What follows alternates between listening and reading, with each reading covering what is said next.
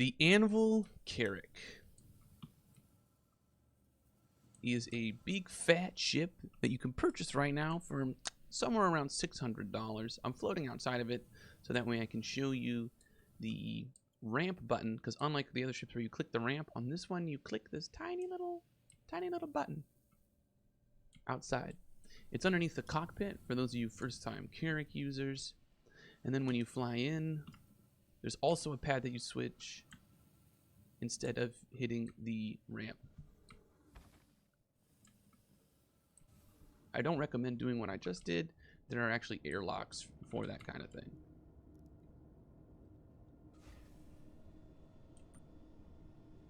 When you first come in, you notice you have a garage that will fit most, if not all, of the land vehicles.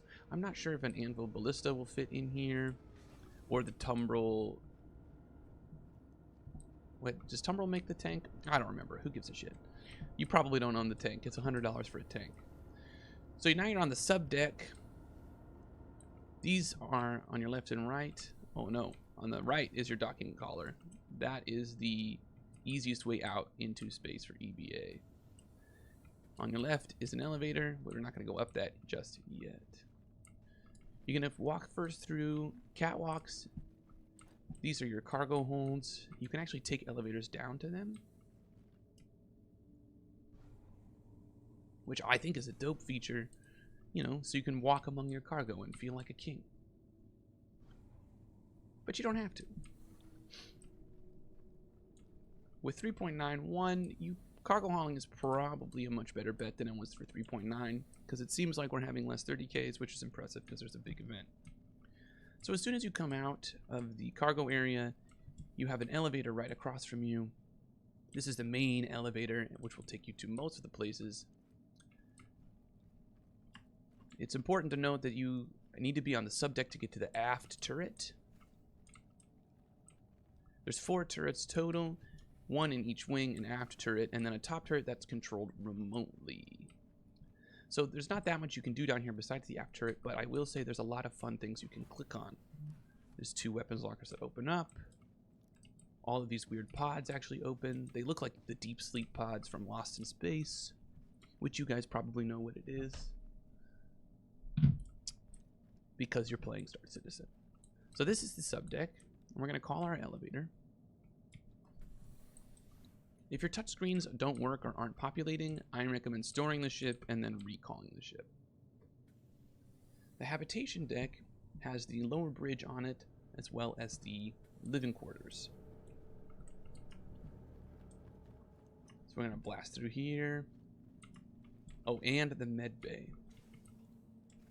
Rumor has it the Medbay beds are better for respawning in your ship than any of the other beds on a ship. So you just lay down on one of these bad Jacksons and you are supposedly better to go. Little note, actually those beds don't do anything. You need to go to the MRI bed and then lie down in it, not sit on it. And then once you're lying down on it, you can look at this little monitor on the left and you can tell it to set it as your primary ICU. That will allow you to respawn in this bed after you die. You do not have to log out. This was tried and true. We did it several times today. Many of us lied down in the bed, and we would all continually spawn back in it. The Cutlass Red and the Apollo Triage also have this feature. The Medbay is filled with dope items, and just, I mean, like, look at this. I don't have to tell you about it. Look at it. Look at it. Behold. Behold the use of cardboard in space. We love to see it. You can't interact with most of this stuff right now, but it is cool. It's cool to consider what it might become, what it, you know, and what it is, and how it might be relevant in gameplay in the future. Also, there is this incredible MRI machine. Look at this. Oh my goodness, this is so cool.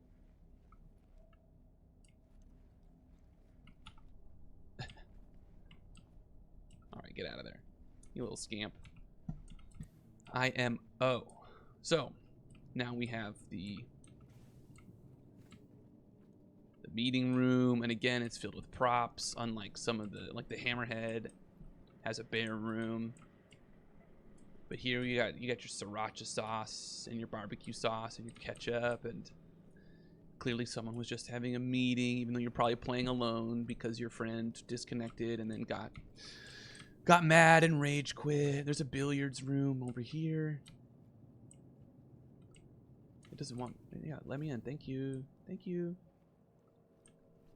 Space billiards apparently uses a different size table, and all the balls are the same color.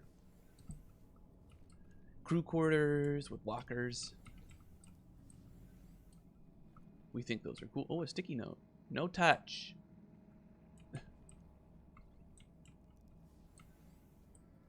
Showers. Of course, the shower's open. Chris Roberts loves a nice bathroom. That is clear.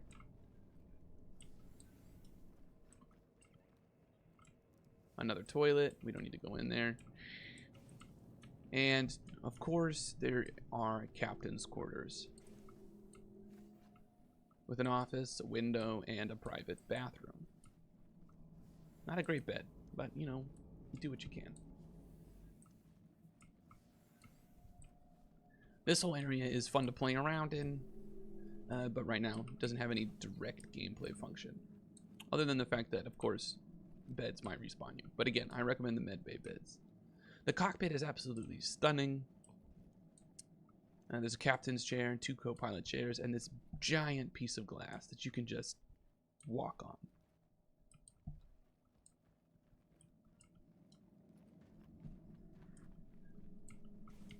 It's surprisingly fast, although it's not nimble for a ship this size. We're gonna take this little baby elevator to go to the upper bridge and show you what that looks like.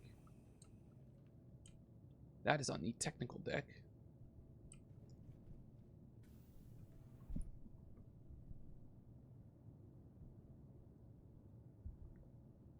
Senpai, please.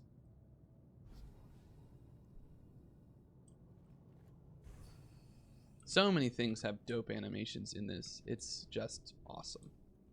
All right, so this room right outside. Oh, I just triggered it, so I didn't want to go again. This is the drone control room, where, because it's a build that's an exploration, an expedition vehicle, I believe that you're supposed to have remote drones that fly out and do exploring for you, because getting in and out of the ship is a pain. I haven't been able to get them to work. Maybe ask someone else, or maybe we have to wait. Either way, it's a cool feature, it's a cool room, and it's a cool idea, so we'll see what comes of it. And then here we have like a repair room. It doesn't do anything yet, but clearly, like, the facilities manager, Dave, that's his room. Escape pods, which are always cool, although don't do anything yet. This is a little elevator that takes you just between the 2 bridges. This is the gunner seat. You have to power it on the left, and then you have 3 screens you control, and then you enter remote turret on this right knobby. Sometimes it doesn't let me fire, but usually it does. Just every once in a while I feel like it bugs out. And sometimes it doesn't let me target, but most of the time it works, and that's the turret. I believe the support seat is supposed to be responsible for the advanced scanners, but I don't know if that functions correctly or if it's different from the other scanners. And here we have the command station, which you can pilot the ship from the true king position. This map is dope, and hopefully one day you can actually set and plot a course straight from it, but as of now, not so much. So let's go back. Drone room, dope. Dave's room, dope. Oh, what's this? Oh, interesting. We can open a door on the top of the ship, and then other ships can fly in. The Anvil Pisces is the one that's sort of designed to go in here, and it fits beautifully. I've gotten the Kruger Merlin in here, easy peasy. The Avenger Titan does not fit. The Argo MPUV kind of fits, although the door skims the top.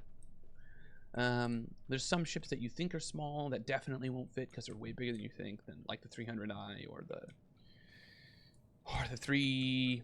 Well, actually, any of those bad Jacksons. But if you have a friend with a Pisces, or if you want to take your Pisces out, put it in, and then land, so you don't have to go in and out of the main ramp, this is cool.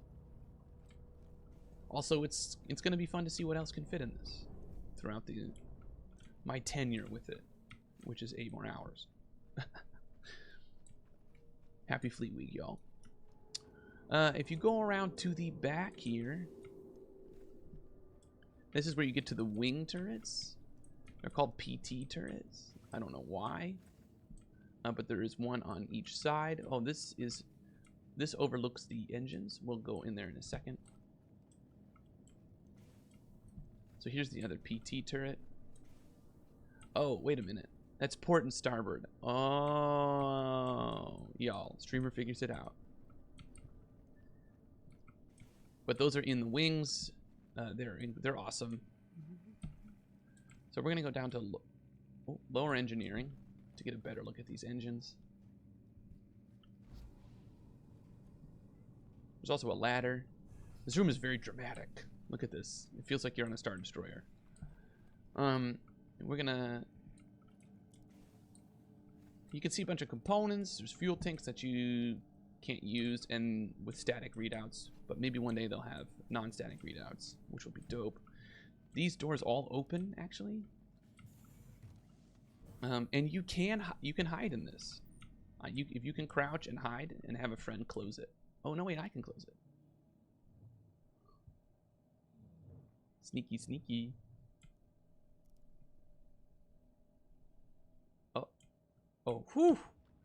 It's like, all right, and that's the end of the tour. So there's a bunch that do that. These two have components in them, which is awesome.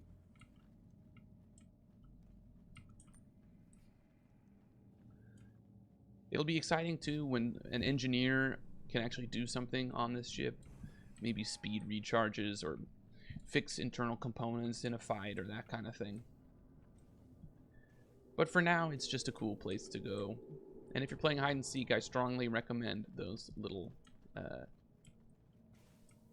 cubby holes.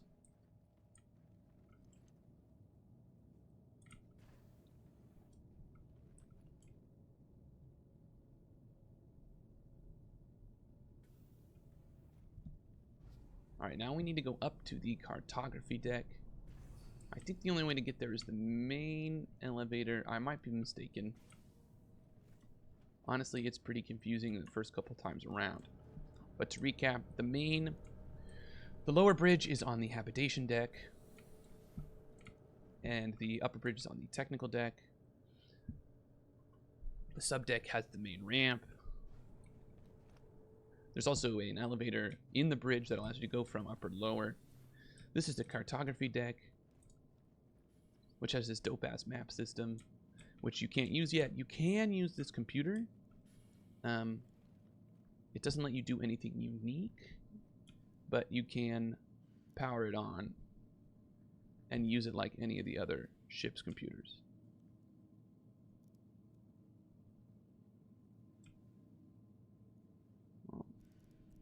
It was working for me the other day. But I was able to like look at the guns and the shields and the target status and that kind of stuff. But I guess right now it doesn't feel like working. That's things sometimes do in the verse. So there's more escape pods up here that you can't use. And there's also an observation deck out here. And you can EVA out this way. Sometimes it works great and you can just pop out and be in 0G, but I'm not gonna lie, I have also clipped into the floors while making that transition and been murdered by the ship itself, which is incredibly stressful. But the windows are beautiful. This thing is cool and one day will function and will be an excellent meeting place to do things. And that's the Carrack. I hope you all get to fly it right now because it's Fleet Week, and if you miss it and have to wait an entire year, it's still worth it. Have anticipation. I wouldn't say it was worth $600 per se, but you know, some disagree. It's one of the best ships to have a crew of 2 to 4. But I will say, if you want to use it and you are alone, you still can. You can't control any of the weapons from the pilot seat, but the shields are incredible. I mean, truly incredible. It's hard to take down a Carrack while you are just a random whatever person. And you, most of the time, as long as your QT's not jammed, you can just QT out of there and ignore any threat, because the shields are so beefy and recharge so quickly, and they probably don't have enough DPS to deal with you. It's a good looking ship. It fits in almost every port.